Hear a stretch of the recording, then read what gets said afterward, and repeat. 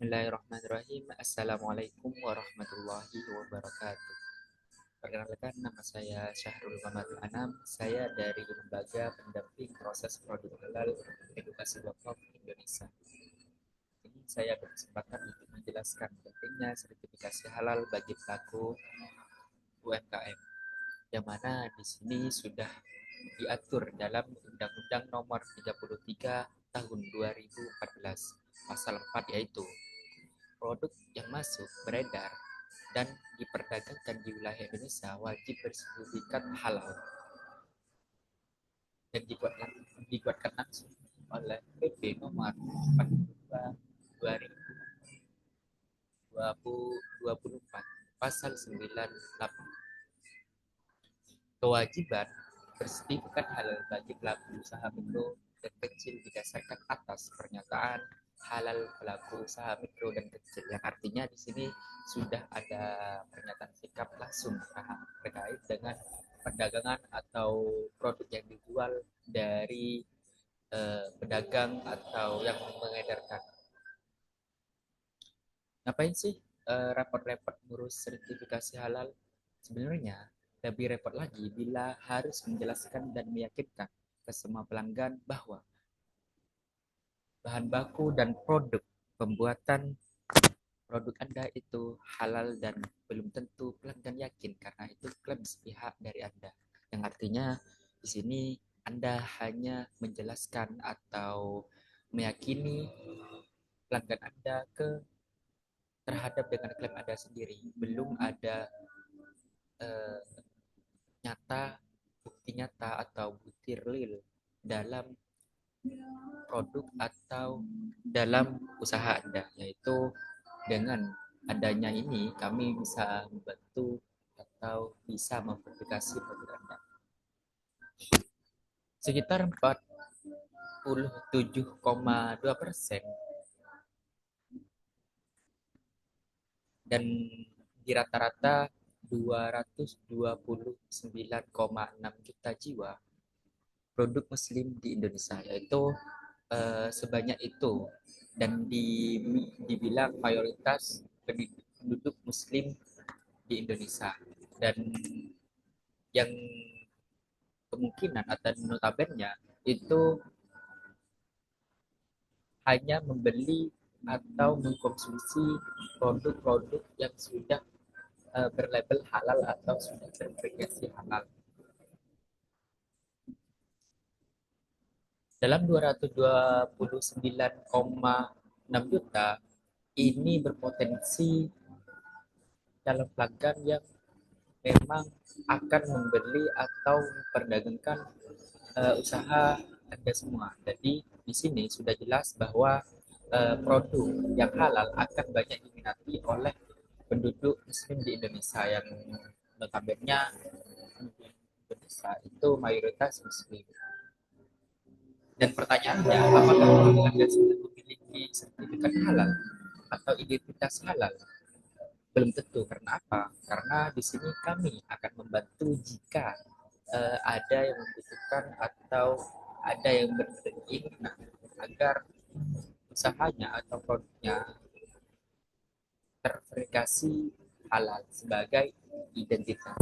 Yang mana identitas itu adalah sama halnya dengan KTP atau ijazah, akte, sertifikat tanah A atau B atau C, akte nikah, serta paspor. Di sini kita kalau dibagikan secara umum, halnya dengan contoh sederhananya itu KTP, yang bagaimana KTP itu menunjukkan bahwa Anda adalah penduduk asli Indonesia karena Anda sudah memiliki kartu identitas. Ini dengan makanan kalau tidak ada labelnya, wacana saja atau hanya klaim sepihak, itu akan meragukan konsumen. Begitulah cara kerja identitas. Nah, pelanggan biasanya akan melihat langsung produk-produk Anda itu sudah halal atau tidak, bukan hanya wacana saja atau bukan hanya klaim dari Anda pribadi. Jadi sudah ada lembaga yang sudah menyurvei dan verifikasi bahwa produk Anda itu sudah bersertifikasi halal. Nah, pertanyaannya di sini bagaimana cara mengurus sertifikasi halal bagi UMK? Itu sangat mudah. Yang pertama, satu, KTP pelaku UMKM, yang mana jika sudah berkependudukan otomatis sudah mempunyai KTP. Dan yang kedua, jenis produk, dalam kurung itu variannya, dan yang nomor tiga itu merek produk, dan keempat foto produk, lima foto tempat produksi, yang keenam NIB atau KBLI. Di sini syarat-syarat yang sudah yang harus ditentukan itu sangatlah mudah, karena apa? Karena di sini sudah ketentuan dari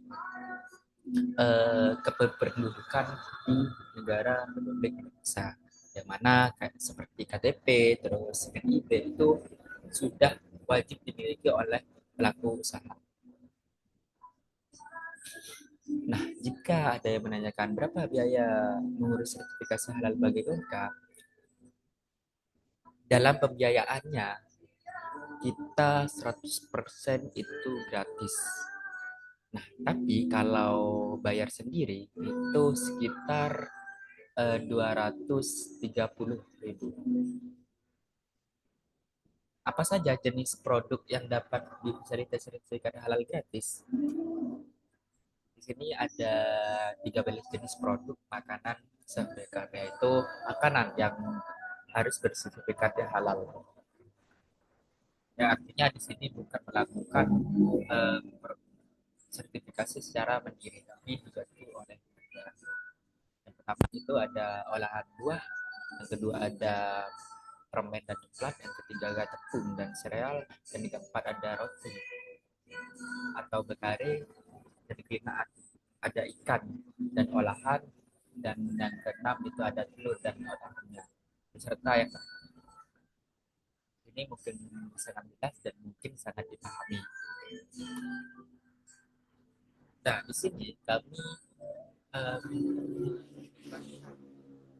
itu brosur yang memang sudah tertera nama lengkap dan nomor telepon pendamping proses produk halal. Jadi jika ada berkepentingan, jika jika yang lain itu pelaku usaha menemukan brosur-brosur ini, bisa langsung menghubungkan ke narapidana yang sudah tertera di brosur tersebut, karena di situ sudah ada nomor registrasi dan di situ juga ada nomor handphone serta nama pendamping. Yang ini mungkin sama karena masih satu brosur dan hanya saja beda-beda produk atau beda-beda varian.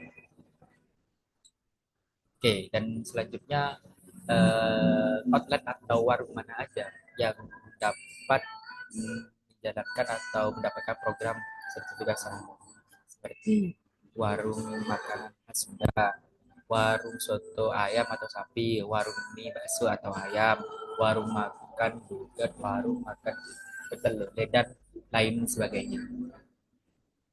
Itu mungkin sangat bisa dipahami karena eh, outlet atau warung-warung mudah ditemui di sekitar kita.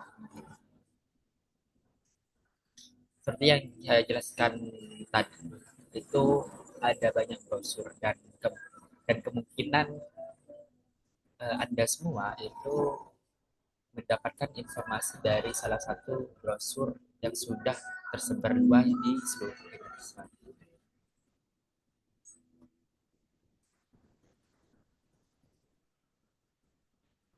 Dan selanjutnya, jika ada pertanyaan berapa lama terbit sertifikat, dalam jangka waktu 7 sampai 14 hari kerja. Dan berarti ini tidak nyampe 1 bulan, insya Allah sertifikat Anda sudah terdaftar di BPJBH, yaitu sudah ter eh, sudah ter, sudah melakukan sertifikasi dan mendapatkan nomor atau istilahnya kode bahwa Anda apa resiko bila produk atau usaha Anda tidak memiliki sertifikat halal? Nah, ini mungkin pertanyaan yang sangat juga mendasar karena apa? Bila ada pelanggan atau kompetitor memviralkan bahwa produk Anda, usaha Anda tidak bersertifikat halal, apakah akibatnya bagi Anda usaha? Ya, mungkin semuanya bisa tahu ya, bahwa mendampingi proses produk halal, Edukasi Wakaf Indonesia siap mendampingi proses halal produk.